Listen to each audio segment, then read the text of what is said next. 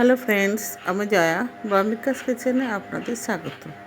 আজকে আমি আবার একটা রেসিপি নিয়ে এসেছি। আপনারা স্কিপ না করে দেখুন, আশা করছি ভালো লাগবে। এখন শীতকালে প্রায় বাজারে মূলো উঠেই গেছে, তাই মূলো রেসিপি এখানে আমি মূলো শাকের রেসিপি বানাচ্ছি।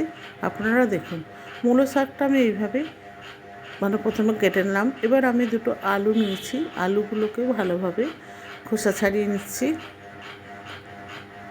এইভাবে খোসা ছাড়িয়ে নেবো। দুখানা আলু নিয়েছি মিডিয়াম সাইজে। আপনারা চাইলে বেশি আলুও নিতে পারেন, আলুর পরিমাণটা কম বেশি আপনাদের উপর নির্ভর করবে। যাই হোক, আমি দুটো আলু এইভাবে ছাড়িয়ে নিচ্ছি। নতুন বন্ধু যদি কেউ আমার চ্যানেলে থেকে থাকেন, তাদের কাছে আমি অনুরোধ করবো আমার চ্যানেলটাকে সাবস্ক্রাইব করে নেবেন এবং পাশে থাকা বেল আইকনটা অতি অবশ্যই প্রেস করে নেবেন। আলু দুটো আমি ছাড়িয়ে আমি ধুয়ে নিয়ে এবার আলু দুটোকে আমি ভালোভাবে গ্রেট করে নিচ্ছি এইভাবে। আর পুরনো বন্ধু যদি কেউ দেখে থাকেন, তাহলে তাদেরকে তো আমার কিছু বলার নেই, তারা জানেন আপনাদের কী করতে হবে। সুতরাং নতুন পুরনো উভয় বন্ধু আমার পাশে থাকবেন এবং ভিডিওটি ভালো লাগলে অতি অবশ্যই লাইক শেয়ার কমেন্টস করবেন। আর নতুন বন্ধুরা পাশে থাকা বেল আইকনটা অতি অবশ্যই প্রেস করবেন, কারণ আমি যখন কোনো ভিডিও আপলোড করব সবার প্রথম আপনাদের কাছে পৌঁছায়। এবার আমি মূলো শাকগুলোকে ভালোভাবে আমি এভাবে কুচিয়ে নিচ্ছি ছোট ছোট করে। যতটা সম্ভব ছোট ছোট করে কুচাবেন, তাহলে ভালো লাগবে খেতে। আমি এইভাবে ছোট ছোট করে পুরো মূলো শাকটাকে ভালোভাবে কুচিয়ে নিচ্ছি।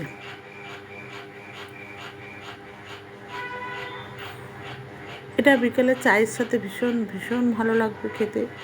এবার আমি একটা কড়াই বসিয়ে দিচ্ছি। কড়াইটা গরম হয়ে গেছে, তাতে আমি 5-6টা শুকনো লঙ্কা দিয়ে দিচ্ছি, কারণ এটাকে আমি চিলি ফ্লেক তৈরি করব, তাই জন্য। যাই হোক, এটা ভাজা হয়ে গেছে। আমি এবারে এর মধ্যে একটু পাঁচফোড়ন দিয়ে দিলাম। পাঁচফোড়নটাও ভালো করে ভেজে নেব, রোস্টেড করে নেব, কারণ এই মশলাটা আমার লাগবে এই রেসিপিতে, তাই জন্য। এবার আমি একটা মিক্সচার বাউল নিয়েছি, দিয়ে লঙ্কাটাকে একটুখানি গ্রেট করে নেবো, কেন একটুখানি করে একটু পাউডার মতো করে নিয়েছি, ফ্লেকের মতো। আর পাঁচফোড়ন, রোস্টেড পাঁচফোড়নটাও আমি ওই একই বাউলে দিয়ে এটাকেও আমি ভালো করে গড়িয়ে নিয়েছি। দিয়ে এবার একটা প্লেটের মধ্যে আমি দুটো মশলাই ঢেলে দিচ্ছি। এবার যে আলু গ্রেট করে রেখেছিলাম সেটাকে ধুয়ে ভালো করে পরিষ্কার করে নিচ্ছি। নিয়ে এবার এখানে আমি মূলো শাকগুলো, যে টুকরো করা মূলো শাক ছিল, সেই মূলো শাকগুলোকেও দিয়ে দিয়েছি। এবার আমি কিছুটা ধনেপাতা নিয়েছি, ধনেপাতাটাকেও আমি কুচিয়ে নিয়েছি, নিয়ে ধনেপাতাটাও দিয়ে দিলাম। আর দুটো কাঁচা লঙ্কা নিয়েছি, কাঁচা লঙ্কাটাকেও আমি টুকরো করে নিয়েছি। এগুলো আমি দেখাইনি, কেন এগুলো দেখাতে গেলে অনেক বড় ভিডিও হয়ে যাবে, তাই। এবার আমি এই রোস্টেড পাঁচফোড়নটা যেটা গুঁড়ো করে রেখেছিলাম সেটা দিলাম 1.5 চামচের মতো। আর 1.5 চামচের মতো আমি দিচ্ছি চাট মশলা। আর দিলাম 1/2 চা চামচের মতো জিরে গুঁড়ো, 1/2 চা চামচের মতো ধনে গুঁড়ো। আর দিচ্ছি স্বাদ মতো লবণ। লবণটা আপনারা কম বেশি আপনাদের উপর নির্ভর করবে।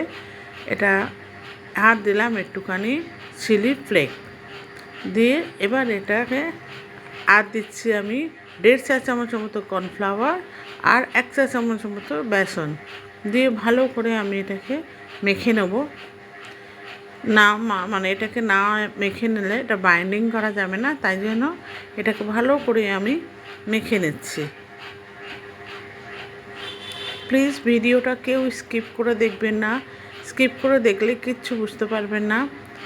আর নতুন পুরনো বন্ধু উভয় আমার পাশে থাকবেন। আপনাদের এই পাশে থাকার জন্য আপনাদেরকে আমি আন্তরিকভাবে ধন্যবাদ জানাচ্ছি এবং উভয়কে আমার ভালোবাসা। যাই হোক, আমার এটা মাখানো হয়ে গেছে। এবার আমি একটু হলুদ দিয়ে দিলাম। হলুদ দিয়ে আমি এটাকে ভালো করে মাখিয়ে নিচ্ছি। হলুদটা অপশনাল, আপনারা দিতেও পারেন বা স্কিপও করতে পারেন। এবার পুরোটা মাখা হয়ে গেল। এবার ওভেনে একটা আমি কড়াই বসিয়ে দিয়েছি আগের থেকে। কড়াইটা একটু গরম হয়ে গেছে। এবার আমি তেল দিয়ে দিলাম। তেলের পরিমাণটা আপনাদের উপর নির্ভর করবে কম বেশি, তবে এটা ডিপ ফ্রাই হবে। তো আমি যেহেতু অল্প অল্প ভাজবো, তাই জন্য অল্প তেল দিয়েছি। দিয়ে এবার আমি এই মিশ্রণটাকে আমি একটা একটা করে এর মধ্যে দিয়ে দিচ্ছি। কড়াইয়ের মধ্যে তেলের মধ্যে দিয়ে দিলাম। দিয়ে এবার এক পিঠটা ভাজা হয়ে গেছে, আমি আর এক পিঠটা আস্তে আস্তে করে উল্টে দিচ্ছি। এটা ভীষণ ভীষণ ক্রিপসি আর খেতে ভীষণ ভালো লাগে। আপনারা পারলে এর মধ্যে চালের গুঁড়ো দিতে পারেন, চালের গুঁড়ো দিলে আরও ক্রিপসি হবে। এবার সমস্ত পকোড়াগুলোকে আমি উল্টে দিলাম, এপিট ওপিট করে আমি নেড়ে ছেড়ে ভেজে নিচ্ছি।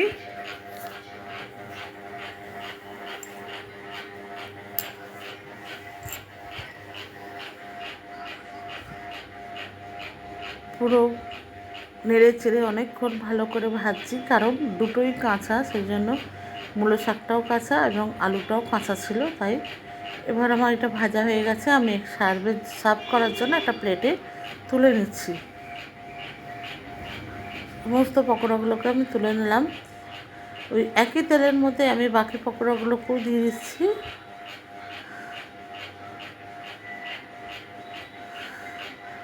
একটা একটা করে। পুরনো নতুন বন্ধু, আমি আপনাদের কাছে অনুরোধ করছি, ভিডিওটা যদি ভালো লাগে অতি অবশ্যই লাইক শেয়ার কমেন্টস করবেন, কারণ লাইক শেয়ার কমেন্টস করলে আমি আরও চেষ্টা করব আরও নিত্য নতুন ভিডিও আপলোড করার বা আপনাদেরকে পরিবেশন করার জন্য। যাই হোক, এক পিঠটা ভাজা হয়ে গেছে, আমি এগুলোকেও অপর পিঠটা ভাজার জন্য উল্টে দিচ্ছি।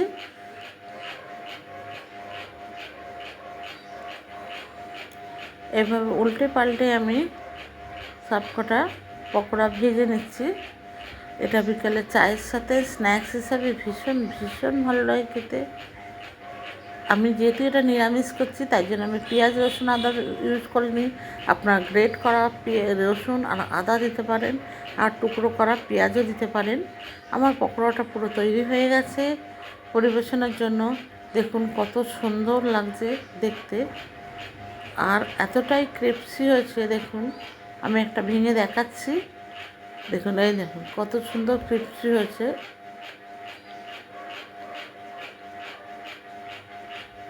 ভিডিওটা শেষ পর্যন্ত